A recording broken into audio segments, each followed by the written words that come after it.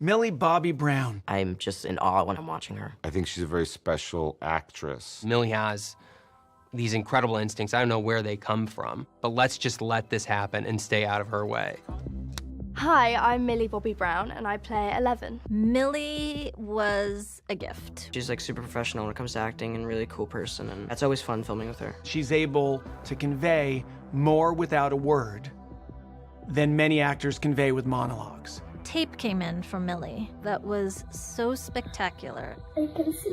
The thing that's so great about 11 is that she can be this, superwoman kind of vibe.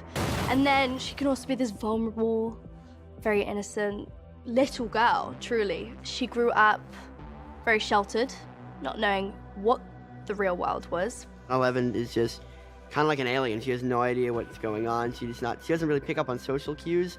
Teeth. What? You have teeth. Like, a lot of people think Lucas hated 11. He just didn't trust her. She was just getting introduced to people. So when she comes back in season 2, it's kind of like, wow, she's back. Season 1, I didn't prepare at all. I didn't know what to prepare for.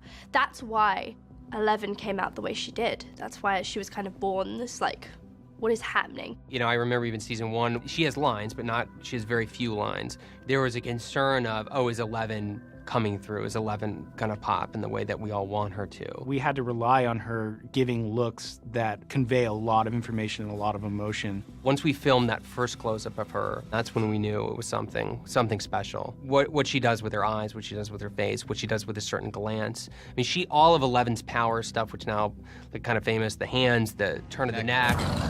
This was all designed by an 11-year-old girl. It was very interesting to go from season 1 to being, you can't do this, you can't do that, you can't, to then season 2 to having boundaries and to having a dad figure who reads her books. It's like it's warming. It's so welcoming and amazing to feel that for 11. If we put these two characters together, there's going to be fireworks. Friends don't lie! We would get in the trenches and we could talk in that parlance and we could have that relationship and she could do some beautiful things. The scene with her and David in the car, and on the first take, this tear comes out of her eye when he's talking about a black hole.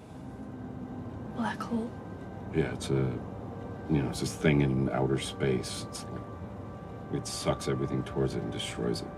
And we're like, that's great, listen, if you can cry again, for continuity, that'd be great, but don't worry about it.